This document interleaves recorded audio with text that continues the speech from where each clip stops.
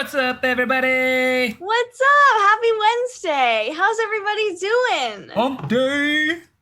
Hump day. How are we? Big hype. Yeah, what's up, everyone in the chat? Thank you for joining us early as we've got a lot of stories today. We do. There is a lot to dive into today. Some juicy ones, some kind of just nice little like overviews of seeing what's going on in the gaming industry and what's ahead. Like, jumping right into it. Our first story is one that's of no surprise, but I think it took some time to get here, as we know of EA Access and it's on console, but now we know that EA Access is coming for PC very soon. So EA Access, the subscription service that offers a vault of more than 100 Electronic Arts titles to its members, will soon be available to PC players via Steam. It was originally pegged for a spring 2020 launch when EA and Valve announced plans last October to reunite after nearly a decade apart. So, no specific launch date was given in Monday's announcement, as it's all a part of EA's broader return to Steam, which the publisher left when it launched its Origin storefront in 2011. And we know last fall, EA's Star Wars Jedi Fallen Order actually launched on Steam in June, and Electronic Arts put more than 25 back catalog games on Valve's marketplace, among them being BioWare's Dragon Age series and Star Wars Battlefront 2. The same month, EA launched its Command & Conquer Remastered Collection on both Steam and Origin, with mod support through the Steam Workshop. EA Access originally launched for PC subscribers as Origin Access in August 2014, available through EA's Origin launcher. The service began on Xbox One in 2014 and joined PlayStation 4 a year ago. It costs $4.99 per month or $29.99 per year. Origin Access also has a premier tier of service for $14.99 a month or $99 a year. That library includes some non-EA games, and it doesn't appear to be an offering on Steam, as all of the games touted there are published by EA. And in addition to the vault of games, EA Access subscribers will get a 5-day free trial with new games the weekend before they launch. Members also get a 10% discount when buying from EA, whether full titles, downloadable content, or microtransactions. What do we think about this? What do we think about this chat that EA is, putting its games on Steam and not holding things exclusive to the Origin launcher? I personally hate the Origin launcher. I have never enjoyed it. I know it's just a launcher, but it was just like another thing to have on my, on my computer where I'm already fighting to get, hard drive space. Yeah, I'm the exact same there. I think the Origin launcher has always been one, when I've used it, that has made me feel aggravated, and I'm like, I don't want to deal with this. What's going on here, guys? Just get your stuff up on Steam. And it feels like they're finally just going, all right, I think we recognize a large majority of the community feels this way, and we're going to go ahead and make this happen.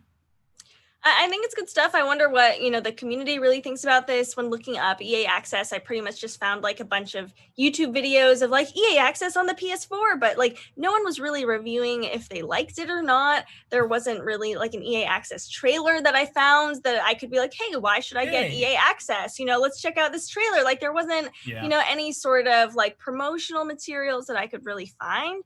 So it seems like this has kind of slipped under the radar a little bit, or I don't know anyone who's really talking about this. Yeah, that's a good observation, because for myself, I was actually using EA Access on my PlayStation 4. You get some games for free. You get the discounts as well. I like the aspect that they've now added it to DLC and microtransactions. I think that's a really interesting choice there, especially knowing how many people will be spending money on their games through that medium, especially when you have access to that large library. But this just feels extremely similar to like what we see with Uplay Plus, but now not just being like you can only get your games on Origin. Now you can branch out and have them on Steam as well.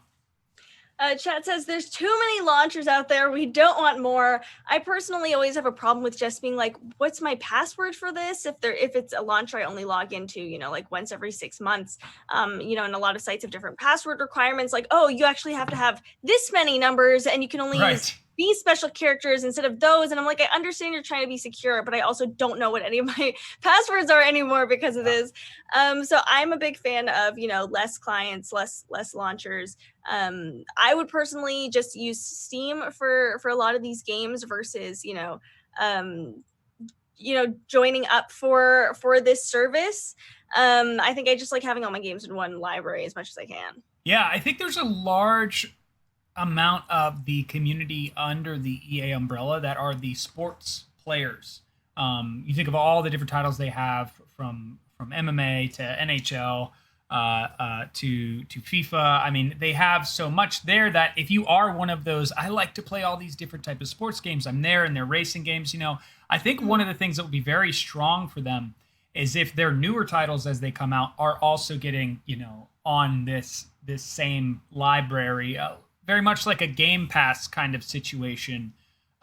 Because then that is probably going to draw up even more interest, especially from the PC community. Because if you feel like there's a lot of games there, I just don't like to play them, and they start to put in some of these newer ones, maybe we'll see the Rogue Squadron game, when that drops, be available on this service as well. That could draw in a lot of people. That's true. I think that's a great idea, to put new games out there. This isn't just a catalog of like older games that are going to be on Steam. If they do put newer games, I think that'd be, something exciting. Yeah, absolutely. What is up, Maximus? Welcome to DGN. Thank you for joining us.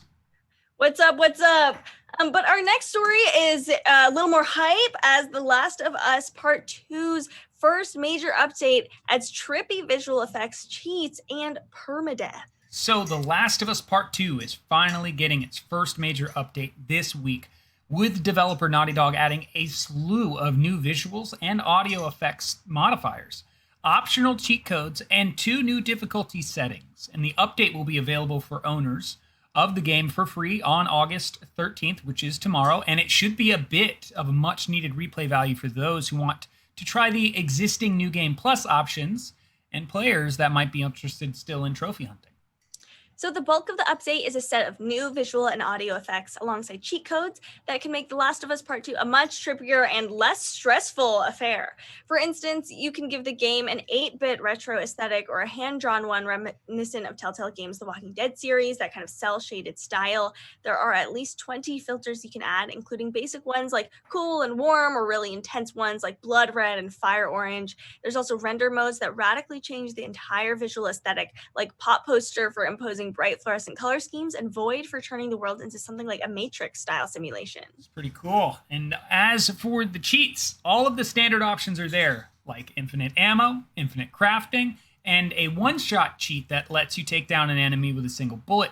But there are also some really interesting ones, like the ability to slow down time 25% speed while aiming, and quote-unquote, it's called Mirror World, which horizontally flips the world rendering to make everything feel just a little bit different.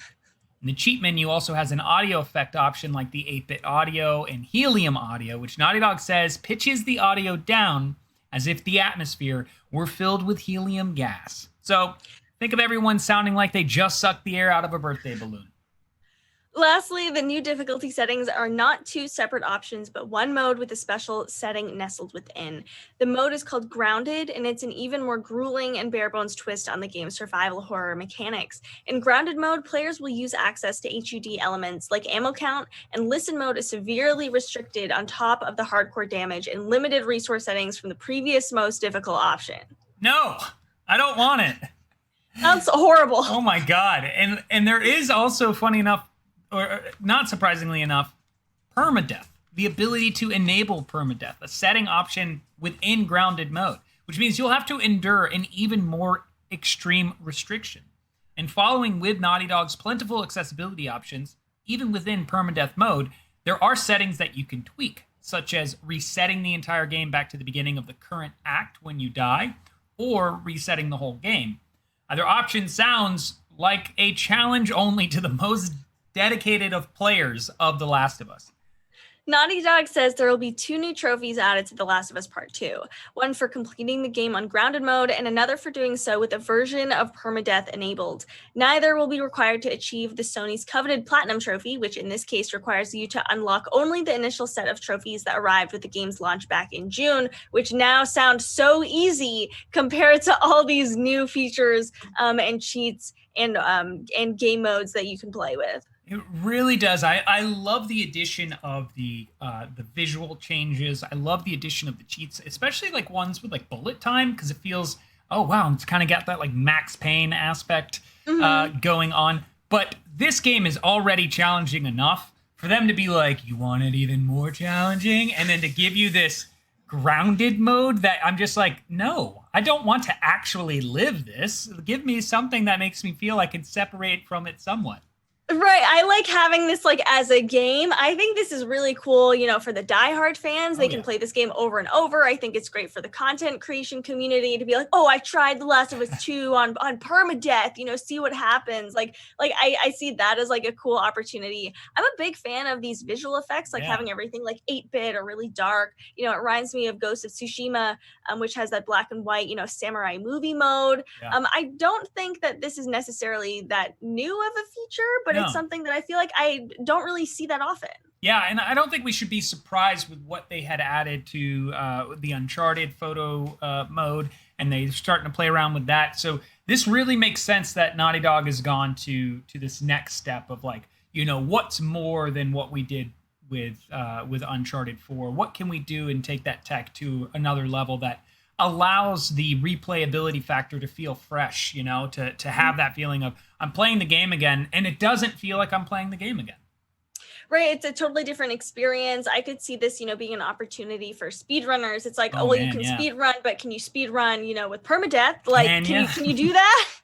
I think it's a cool way to, as you said, add replayability, which I think is, you know, important to be able to do, especially when this game relies so heavily on the story. And if you already know the story and the story doesn't really change, you know, how do you make that more exciting? And I think they've really hit the nail on the head here. Yeah, they have the option there too of grounded along with permadeath. I love that they took a look at permadeath and said, you know, it isn't just that you go back to the beginning of the game, but maybe you can make it so you can go back to the chapter. I love that they even were like, what do you, the player, want?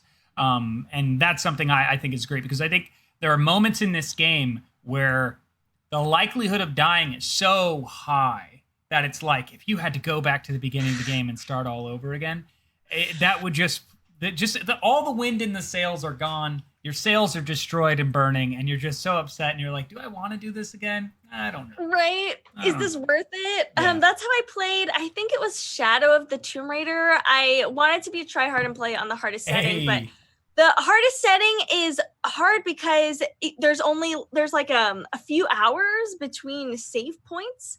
And I'm at a part in the game where I had to play about like an hour or so to get to this huge fight, and I would insta die in that fight and then just have to redo the whole hour again. And I ended up doing it like, I think like 3 or 4 times before I was like, I'm tapping out. I can't do this. But instead of just going back and playing the game on an easier setting, I just haven't touched it.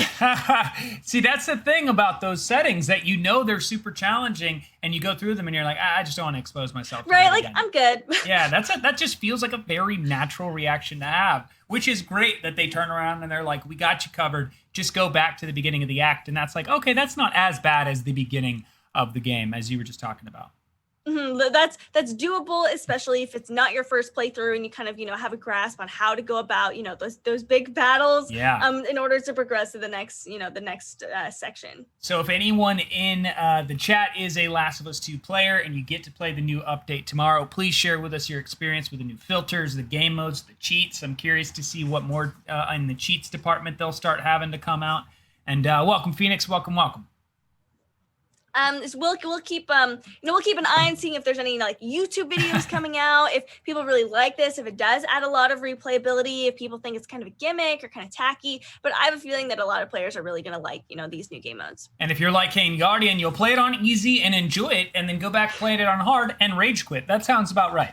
Sounds like me, right. Honestly. I'm just here to enjoy the story. I don't need a challenge. I don't need the challenge. It's already challenging enough emotionally. Yes. So our next story is about The Sims 4, as The Sims 4 is getting more skin tones later this year, which I'm personally really excited about. I think this is awesome because this came from pressure from online petitions, vocal YouTubers, and complaints running all the way back to the game's launch in 2014. EA has responded to the criticism over the number of skin tone options in The Sims 4. As well as the quality of those currently available, the publisher has broke its silence to promise that more diverse choices will be a priority for its popular life sim this year, with issues around existing tones also set to be addressed. In a video message posted to Twitter, Lindsay Pearson, executive producer and general manager on The Sims, said, quote, "We're promising to fix the visual artifacts with existing skin tones and increase the number of tones available in The Sims 4 this fall. The most recent additions were the 10 medium to dark tones added in February of 2018, but as fans have been disappointed by them and some of the game's existing tones, EA will also be improving blotchy artifacts and ashy tones," Pearson explained. But as simmers have waited for official fixes, modders such as Mira have tackled these shortcomings with custom content. Many new skin tones are available in this way, in the way that these mods, such as the Melanin Pack. This isn't much for console players, though, and it shouldn't be on players to make up for the lack of representation in the games themselves. Thanks so much for the bits, Blind. Hey, thank you, Blind. A lack of skin tone options in the game has been a constant source of criticism since The Sims 4 came out, but frustration directed at EA has intensified in recent days. A Change.org petition was set up 2 months ago to add more swatches and a color wheel. It also points out that even pets have color wheel options. Prominent Sims YouTubers like Lil Simsy and Plumbella have lent their platforms to the cause. Now, while a promise for more dark skin tones for The Sims 4 is to be out in autumn of this year is a win, I think we can all somewhat agree that it is a shame this relatively simple addition took as much fan pressure and time to become a priority as it did. And so soon after EA publicly came out in support of the Black Lives Matter movement. And the retweet of that post remains pinned to the official Sims 4 Twitter account. I wonder why there wasn't just a color wheel for skin tone. I feel like that's just an easy way to, address that very easily instead of, trying to come out with pre-approved swatches or pre-approved colors, especially if, animals and pets in the game can have a color wheel. I don't know developmentally how difficult that is, but, I've seen games like Soul Calibur 6 just have that in their character creator, and it's not that big a deal. Yeah, I don't. This is a great question to ponder on. How and why did it take this long to get addressed? For me, I hear this and I just kind of go, was this just a lack of interest in the post on the game? Post production on the game, the updates. These are things that developers still are contractually obligated to maintain. Whether or not that effort is still there, I think we can look at even somewhere like a Rockstar, where it seems to take a long time to get these updates. But when you look at this update, it's not as major as you would look at those updates, which allows us to go like, but wait, why did it take this long for just these colors? Right, a really long time. The Sims 4 has been out for a while now, and I remember I've been hearing about this for years, honestly, at conventions or on Twitter. I'd hear about, Sims modders who would create, specifically like features or skin tones or I don't know, items. I don't really know how the modding community works, but they would create a lot of things for specifically, like Black Sims players or people who want to have that representation in their game because it wasn't there, and people have made careers out of this because EA hasn't been able to, add these features themselves. That is so interesting to hear. I am not a huge listener or reader of what's going on with the Sims community, but to know this has been a common conversation around the water cooler, and to know that they had this petition up means there were a lot of people feeling unrepresented in their title. And we can only hope going forward that any future Sims games, this doesn't ever happen again. And anything that EA releases with that type of customization, hopefully this doesn't happen again there too. I really hope not, because, players obviously really like The Sims. Like, they're petitioning because they want to play The Sims more. They just feel, not included, understandably. If you play a game and you don't see anyone that looks like you, and the game is about people and, creating a person, and you can't come up with a person that looks like you, I can see how that is very, very alienating. It's, it's not inclusive at all. I don't know why it took this long. It's kind of curious that this petition, only started now as well. Maybe it's, as a result of a lot of things, bubbling up and coming to a boil because of the Black Lives Matter movement. I think people, are really more actionable, which I think is a good thing. It is a good thing, and it's good to see. And yes, it might have taken a while, but finally, this is being changed and being addressed. And like we were saying, that it will be a permanent change for anything that is to come. Now, our next story is one that's really interesting because I think this is a title we're really excited about. But some, observation on a job posting regarding Fable that had been found is helping us know, or informing us to know, that the game is still a long ways away. I think I needed to see this article from Game Rant because I've been so hyped about Fable. The Fable trailer looks really cool, but I think it's important to manage our expectations about when the game will come out. So many fans are excited about the newest installment of the Fable series. The long-awaited game was announced at the Xbox Series X showcase last month, and Playground Games is set to take over the series development since the original studio that worked on the franchise is no longer around. Some fans had hoped that the game would come out when the Xbox Series X is released this holiday season. However, it seems that will not be the case at all. No, because Playground Games' main series up to this point has been Forza, which isn't very similar to the Fantasy series. And because of this, the studio will need more people with different specialties than the company currently has working there. This may cause the new Fable game to take longer than fans originally anticipated. While there have been rumors that the game has been in production for a while, some signs point to the opposite.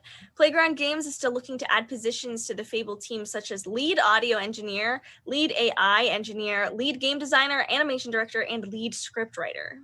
These are pretty significant roles in the creative process, so it seems that the team for the game is still forming.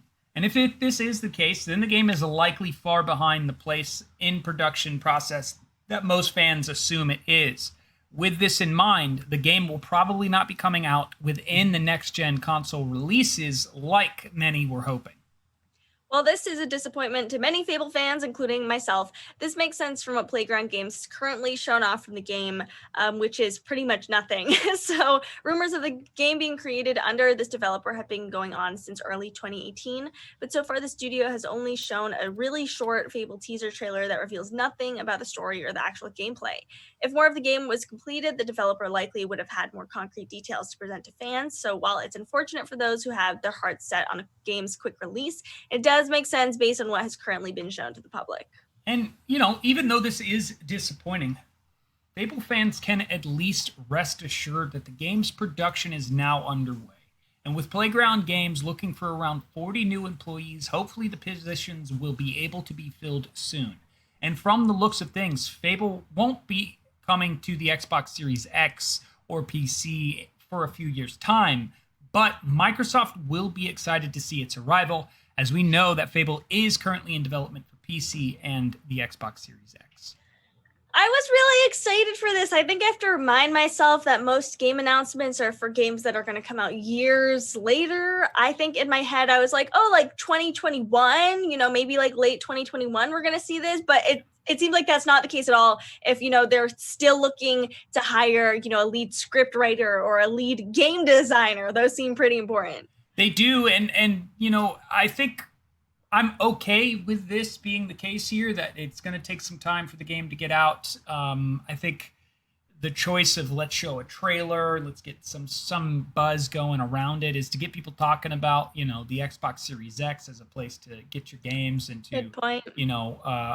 Be on the lookout for future titles that will be coming to this console. Because it could be a choice after this, delay with Halo. Some people are like, I'll get the Xbox Series X, but it'll probably be a year or two until there's enough titles there that I feel like it's worth jumping into. And Microsoft just might be in a position of like, yeah, we know that's the case. Let's just go ahead and embrace it and really make sure these games come out and deliver.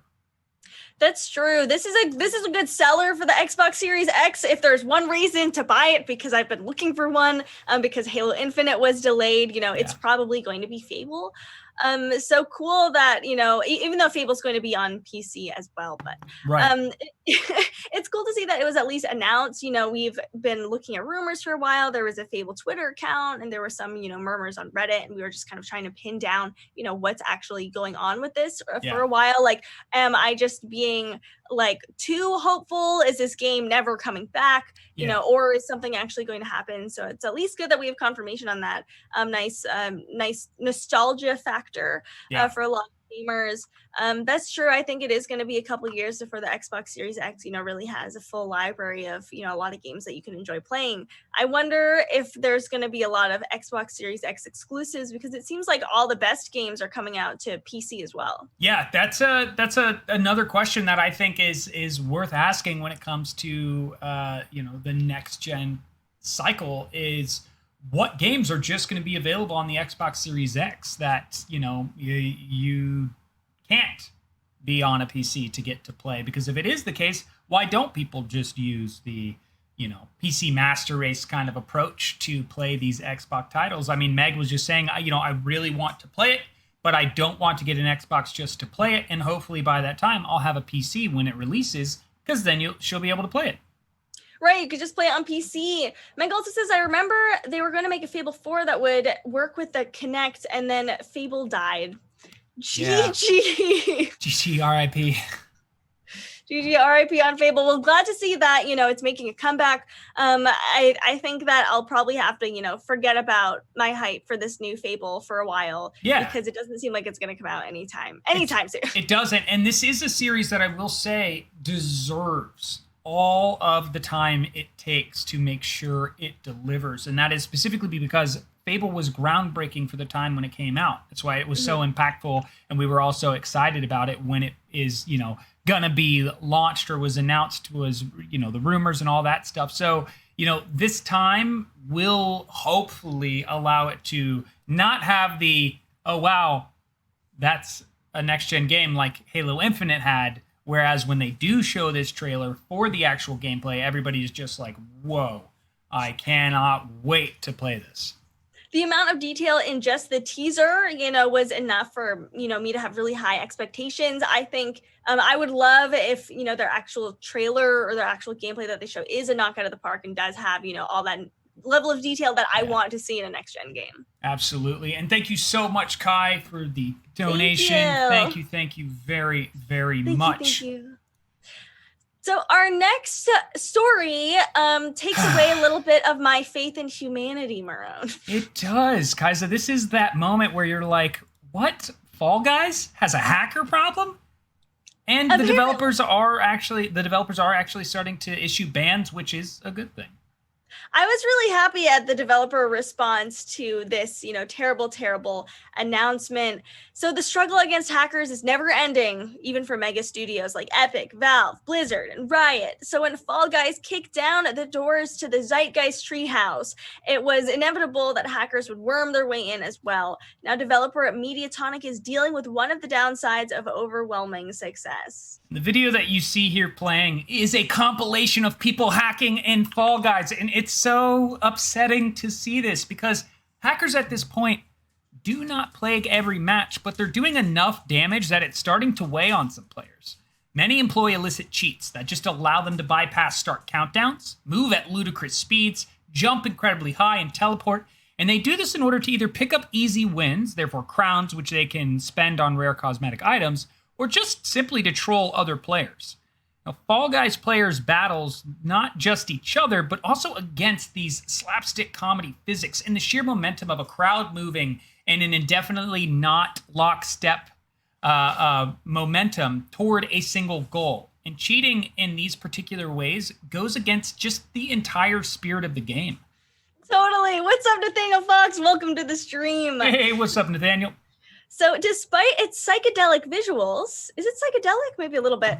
Fall Guys is grounded by its commitment to a childlike sense of fun rather than the fist-clenching competition of other battle royales. Players then have been surprised to see hackers blasting through their matches at blinding speeds. Some have united to undermine these first and almost certainly not last rule benders, losing team games on purpose so that cheaters can't advance. But others have merely ground their teeth in frustration and complained to the developers about the issue. Yeah, this is just, again, one of those moments that you're just like, what? Why are you guys? This is the game. This shouldn't be happening. This is supposed to be fun. And it does. It puts Mediatonic in a unique spot. While it's clear that they, alongside longtime indie publisher Devolver, had high hopes for Fall Guys, it's unlikely that they expected it would ever end up a fixture in Steam's top 5, with only GTA 5, PUBG, Dota 2, and CSGO ahead of it in terms of concurrent players. And Devolver especially is no small fry, but Fall Guys doesn't have the resources of the aforementioned live service game behemoths. Kai, if you mean Nathaniel, like caffeine Nathaniel, this is a different Nathaniel.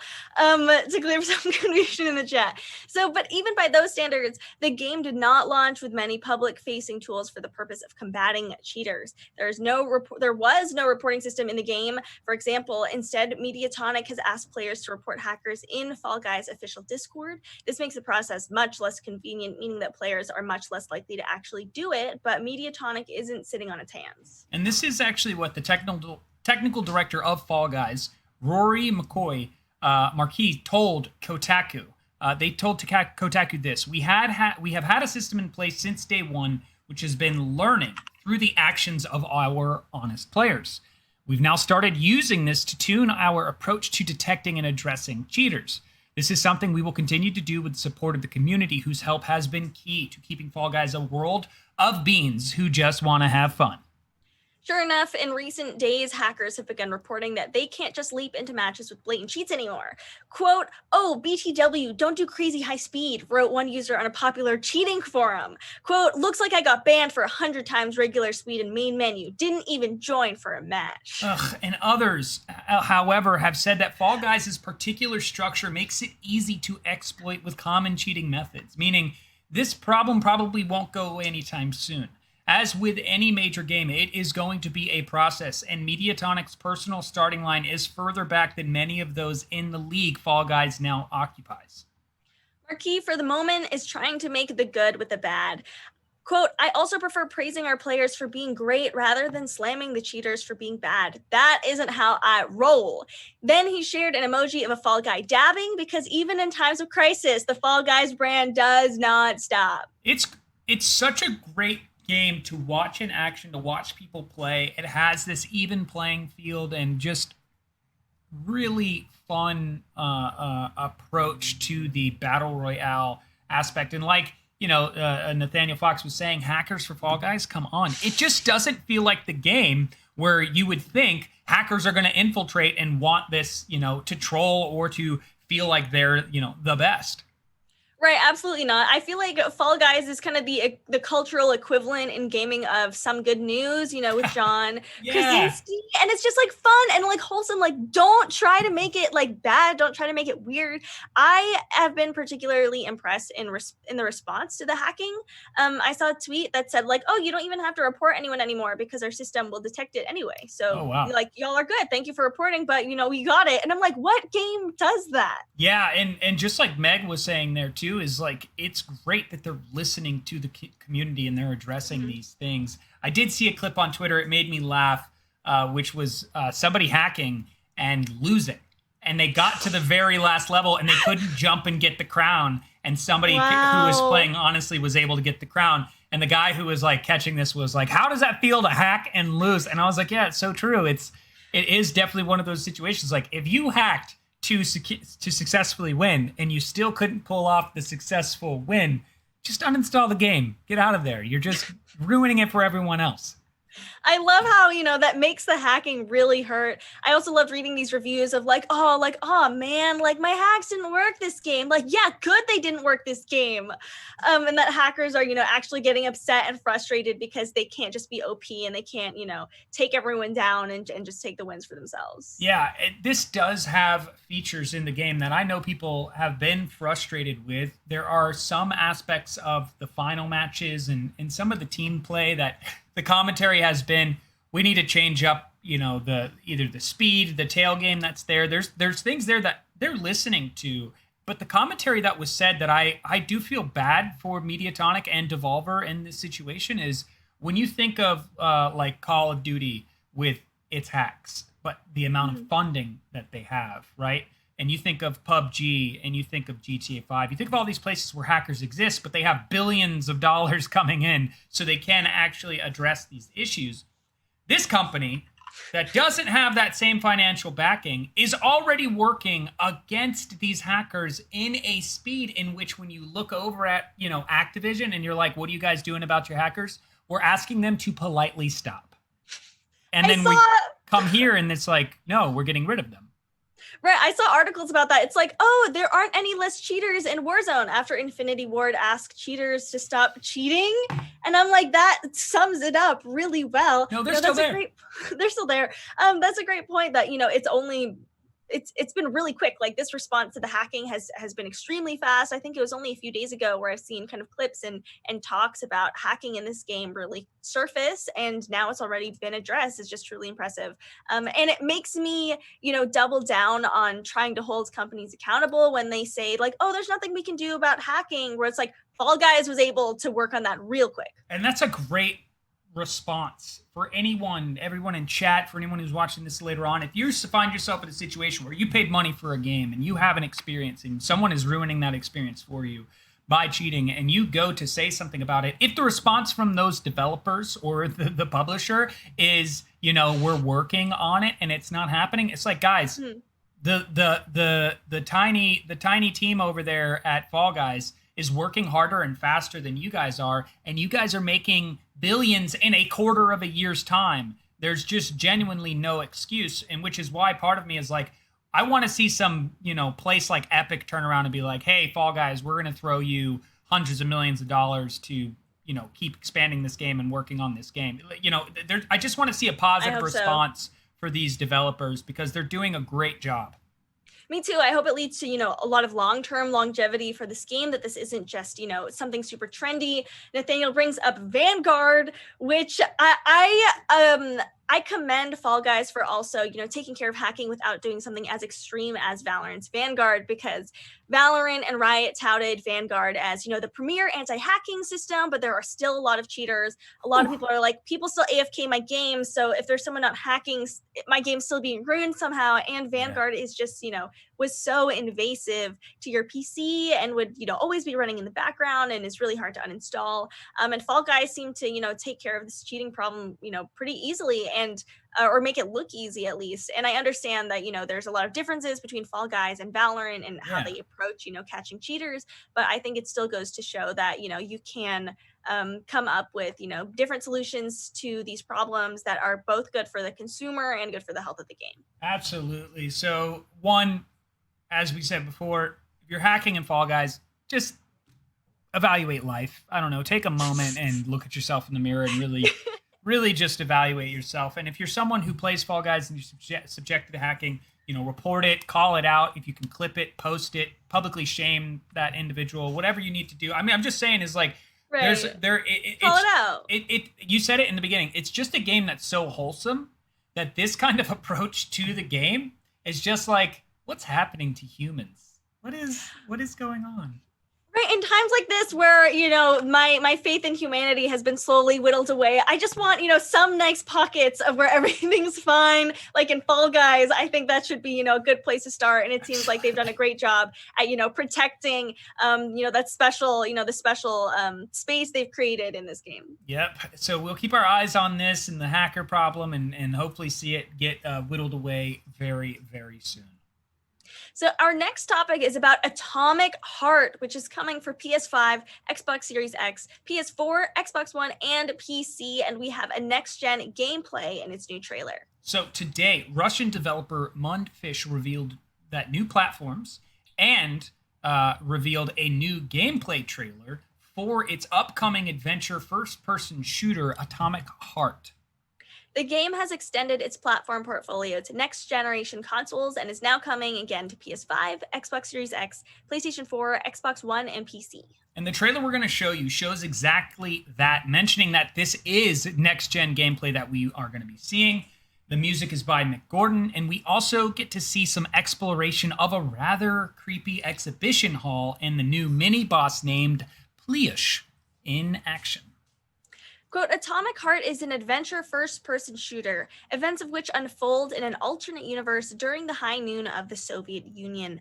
The main character of the game is a special agent who is sent to a highly secret object by the Soviet government after it went radio silent. And the Soviet setting with a pitch of insanity, action-packed gameplay, and a thrilling story will keep you entertained for the whole duration of your journey into the world of Atomic Heart. Unfold the secrets, restore peace and order, and show the motherland what you got.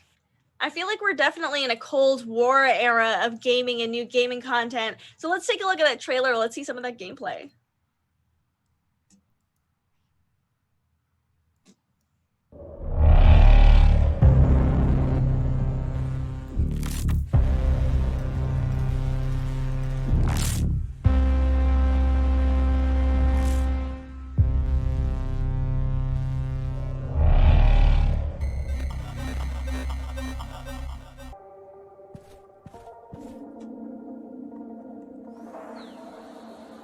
Oh, I thought the music would continue.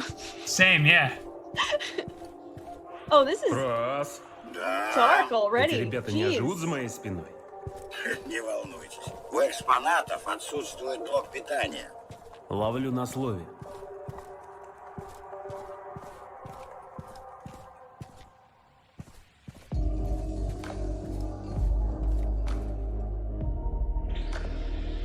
I hope I don't need to understand Russian to play this game. Yeah, right? We've also included some Rosetta Stone in Russian for you. Yeah. I like the vibe. Yeah. I'm trying to put my finger on what this reminds me of. Reminds me a little bit of like Metro. Mm-hmm. And Prey. I'm like, what kind of weapon is that? Is that like a...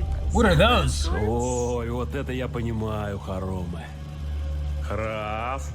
Какой у нас там This part's like план-то? Wally. Вам приказано Yeah. зачистить территорию выставочного комплекса из 4 Bioshock for sure. Начинайте с Bioshock. любого. What in God's name?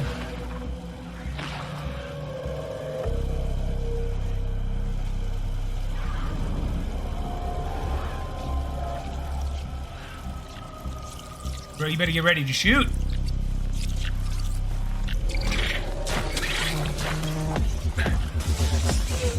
Whoa. Oh, we run it.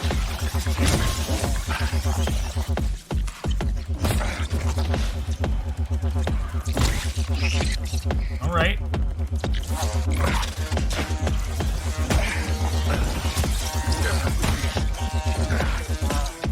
Is it like a very slow-moving chainsaw type weapon? Yeah. Like two spinning blades on it. I honestly thought the enemies were going to be a lot scarier.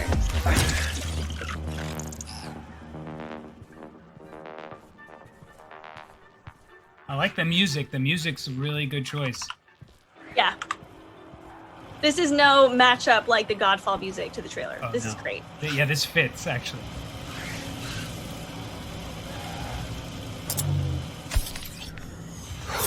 Cool. Whoa! Oh, that's cool. Did he just hack that?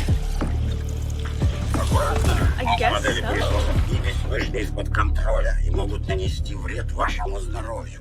Зачем тут пылесосы? Ну, пыль. This also feels a little bit Resident Evil 2-ish. to me. Yeah. Like when they're in the lab. And Okay. stuff. Okay. Oh, okay. Melee. All I right. mean, he's got that railgun. I wonder why he's not using it. Right? Is that an android? Yeah.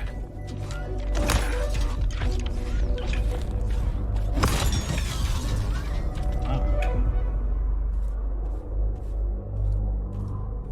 Took a lot of hits for that to go down. Yeah.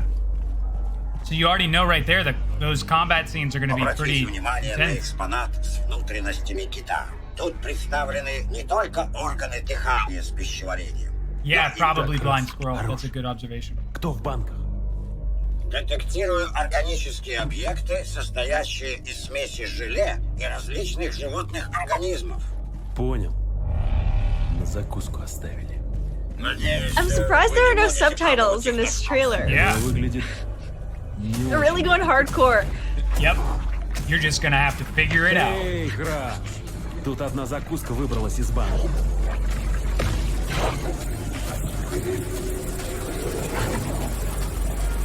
Boss fight? Whoa. Oh, jeez. Oh, snap. It's like knocking the tables and chairs around, too, in the process.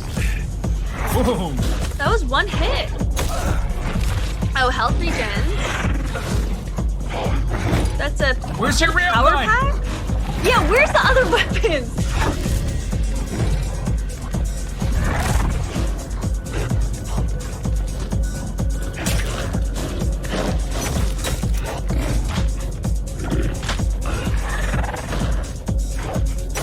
There's also another game I'm reminded of in terms of combat right now is a game called Condemned. It was like a melee primary focus game, and it's kind of giving Condemned vibes. Is this monster a mix of wires and organs? I can't quite tell Oh, what that's it cool. is. I'm like, why is it so bloody? Oh, what's this? Oh.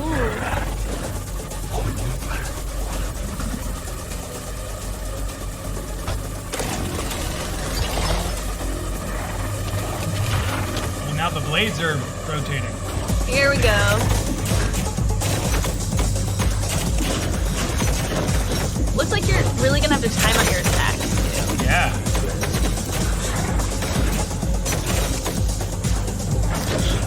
Oh, wow, look at that. The blades are now gone.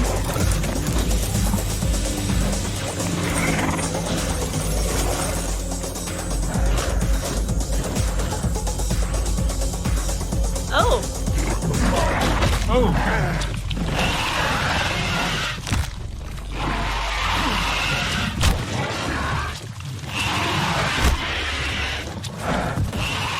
Wow.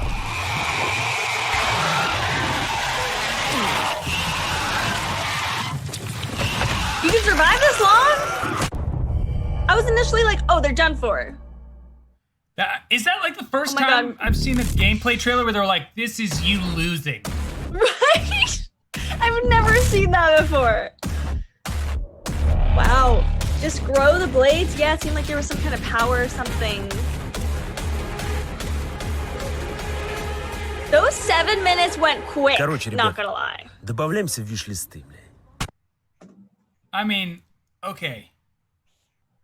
That's probably one of the most intense trailers I've seen for a game in a long time, and they held nothing back. No, I thought that was super edgy. I thought that was really hype. I kind of liked how they really took their time with it. It wasn't like, we have to show everything really flashy all at once. It's just like, this is actually, how you're going to go through the game, which is already like thrilling and like very tense, in and of itself. Yeah, you only saw 2 weapon types, one not even get used, which might have been the case of just not having enough ammo resources to use it. And then you really only got this little bit of a experience in this particular area. It was enough to be like, kind of like that bright Memory. Bright Memory Infinite, where you saw this portion of the game that was enough to be like, oh wow, that's really cool. I'd like to know more. Hey, Xbox, when we're talking about gameplay trailers, this is what we're talking about when we say we want to see gameplay. We don't need to see the whole story of the game. I didn't understand anything that was said. I don't know what's happening here, but I'm still interested. I still want to play this. I still want to add this to my wish list. Yeah, and thank you, Kai. I appreciate that observation. Yeah, it's true. I can't think of another game trailer where like, you want to play this game? Watch us lose. Like I've just never seen that be the sale, be the hook and the pitch, but it actually hooked me. I'm like, I want to beat this thing now. There was that odd moment of like, can I beat that? Yeah.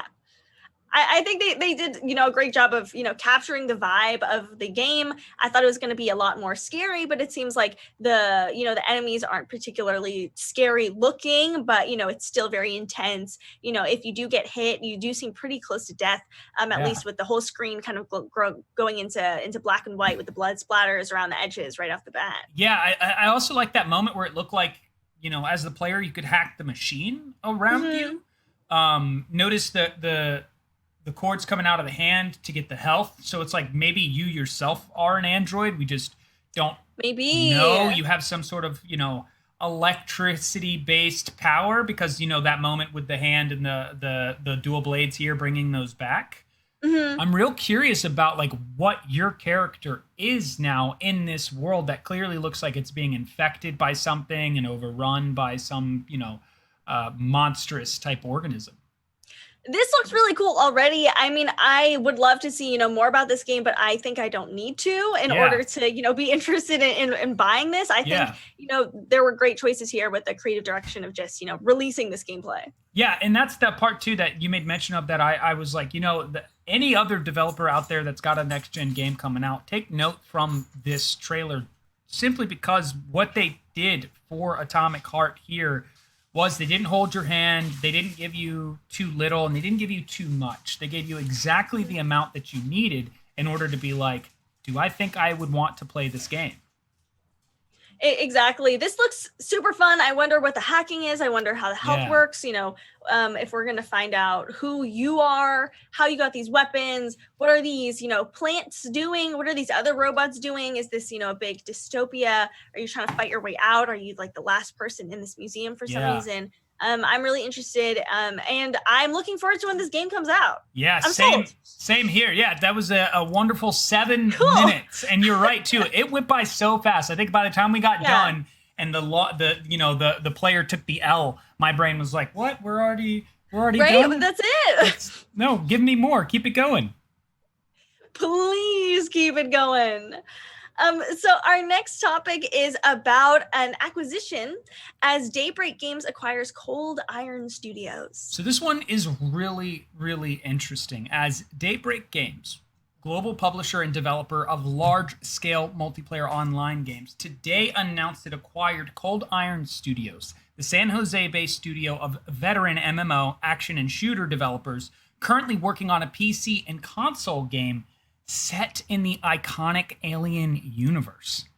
Cold Iron Studios co-founder Craig Zinkiewicz will continue to lead the studio in the development of the Alien game, reporting to G. Ham, CEO of Daybreak Games. The game promises to deliver an action-packed sci-fi shooter experience unlike any other game on the market. And so Zinkiewicz says this: "We're incredibly proud and excited to be a part of the Daybreak family.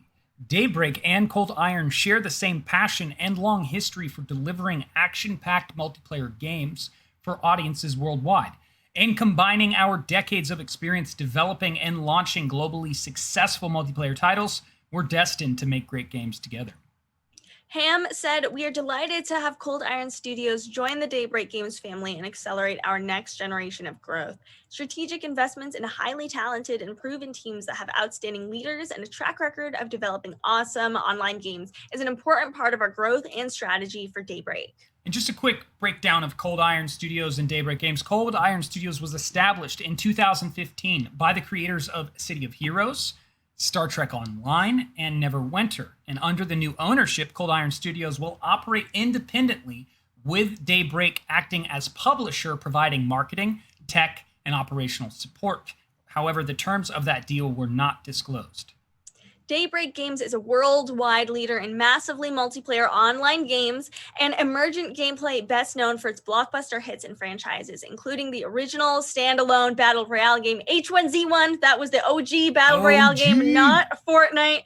EverQuest, EverQuest 2, PlanetSide 2, DC Universe Online. Daybreak also publishes The Lord of the Rings Online and Dungeons & Dragons Online for Standing Stone Games. The forward-thinking publisher, developer, and creator of compelling online entertainment for a variety of gaming platforms is headquartered in San Diego and has development studios in Austin, Texas, and Boston, Massachusetts. If you want to learn more, you can always visit their website. So I find this to be one of those moments of two teams that have huge success in games that do very well as MMOs. I mean, if we think of Cold Iron with City of Heroes, which was one of the first MMOs that you were like, I get to create my own superhero or villain, and I get to play in this online world. And then you have Daybreak, which talking like an OG on H1Z1 and PlanetSide 2 and DC Universe Online. And you're just kind of like, oh, wait, so you guys have kind of done some of the same stuff, and you're coming together to work together on developing games. This is one of those mergers that you feel like is like, Voltron, where the machines are are joining together to make the bigger Voltron. Right, I think this is a great union of these two teams. They have a lot under their belt. You know, these are huge games that we just listed. I think that, you know, what they're going to work on next is just going to be phenomenal. This is cool. It really is. And when they talk about that they have a game set in the Alien universe, we're talking a universe that, in terms of gaming, Alien Isolation is probably the top tier Alien game that's come out. Other ones have attempted to do like the Alien versus Predator, the Alien Colonial Marines. Like, they've attempted to do it and they really haven't pulled it off. But maybe this is a moment with this merger that we'll actually see an Alien game come out that maybe is a MMO type shooter or has that feel. I'm excited to see, you know, what MMO is going to come out of this, assuming they're going to be making another MMO, because a lot of gamers, myself included, have been, you know, dying for a new, fresh MMO that's really going to suck me into the game. I know when it comes, if an MMO like that comes out, I'll be like, I don't want to put all these hours in, but I probably will end up, you know, eventually doing it.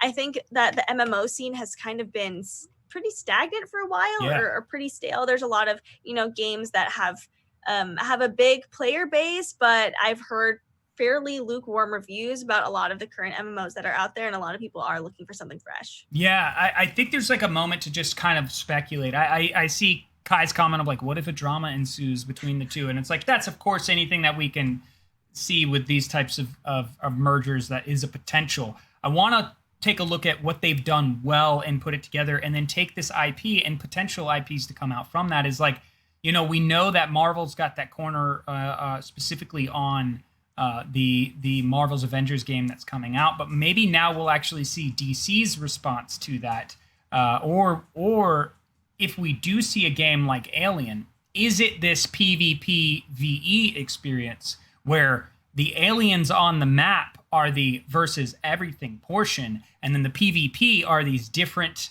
you know, conglomerates of Marines or former Marines that have disbanded and they're all on the same planet and you're like fighting over and trying to take control? Because I couldn't imagine being in a game where not only am I in a shootout with another player, but aliens, xenomorphs are moving about. I've got to dodge face huggers. I've got to dodge, you know, the Queen, whatever is going on around me as I'm playing. That would just be kind of like a moment as someone who's loved the film franchise and loved the storylines, but get to experience that as a game would be extremely exciting if that's the route they're going to go. It adds such a whole new level. It makes it so much harder. The only, I guess, gameplay similar to that, which is not remotely comparable, that I've experienced was in Fortnite when they had zombies at Retail Row. And so you're looking out for other players and you're like, oh, but there's zombies here. I've got to kill the zombies. Oh, but my ammo. Oh, but these other players, like, do I run away? Do I deal with the zombies and deal with the player? I think it adds a whole nother facet, you know, that makes the game totally different. Meg says, I love how Isolation used real world sound and stuff if you chose to use it. That's super spooky. I think that's cool. And I think with, you know, next gen, you know, audio technology that we've seen, it's going to make it even more immersive. Absolutely. And this is one of those mergers that I hope in the coming weeks or months or whatever it is that we get some information regarding the title that it is that they're working on. Yes. I will say I am, you know, patiently waiting for what the announcement is of the official title between these two. And this is, I think, is one of those moments where you take a look at the size of Cold Iron Studios and just recognize they will benefit from this merger to have Daybreak be able to oversee, give them that technical support, give them that infrastructure that they need, and for them to hopefully begin to deliver games on a AAA level, but coming from more of like a mid-tier studio. I also wanted to say it's cool that, you know, they have studios or offices, you know, in San Diego, Austin, and Boston. Cool to hear about Austin, Texas. You know, I feel like it's on the up, especially in the streaming world. A lot of people are like, Austin's cool, want to move there. I like that there's more, you know, cities that are becoming a hub or that already have, you know, a small presence there in gaming, and I hope to see even more of that. I like the more global, the more worldly, the more, you know, spread out gaming is, I think is a good thing, instead of just having it be, you know, a hub in just one spot. I know LA has a lot of the gaming scene, and E3, RIP E3 this year, but E3 takes place in LA. But I think it's cool to see, you know, what what innovation from other cities can also bring. Yeah, it is pretty cool. And to Kane's observation is, we are at the end of the DGN News Hour. It does go by fast, but it does. We do want to give you a little bit of what we're going to be talking about tomorrow. So tomorrow we're going to touch on the new BioShock game and how it won't return to Rapture or Columbia. There have also been some new information that has come out regarding Cyberpunk 2077 that I think we should dive in and talk about here. And also a story coming out about the quote-unquote official launch of the Xbox Series X being in November. We will also be talking about that tomorrow. And of course, it's Thursday. So what does that mean? On this day in gaming, we will have our Throwback Thursday segment doing On This Day in Gaming, talking about a game that came out on this coming Thursday some long time ago. So thank you so much for joining us today. We'll be live tomorrow from 1 to 2 p.m. as always, and we'll be running reruns after this stream. If you're catching a rerun, make sure to join us live. We've got a cool chat. You can hang out with us. You can ask questions, and we can live respond to you there. If you can't make the live shows, we always have our reruns after the show, VODs on Twitch, and also on YouTube. Thank you so much. Good luck, and thank you for being a part of this as well as everyone else. Also, don't forget, we do have a mailbag now, so if you've got ideas or comments or questions for us to talk about here on DGN, you can throw that up in the chat and get your questions, ideas, comments submitted over to us. But that's all we have for today. So thank you so much for hanging out. For today in Daily Gaming News, I am Kaisa. I am Marrone. Thank you, DGN family. We can't do this without you. We appreciate your support, donations, your likes, your subscriptions, your follows, all of that to just continue to help that DGN train keep on moving. Thanks so much for joining, everyone. We'll see you all tomorrow. See you next time, everybody.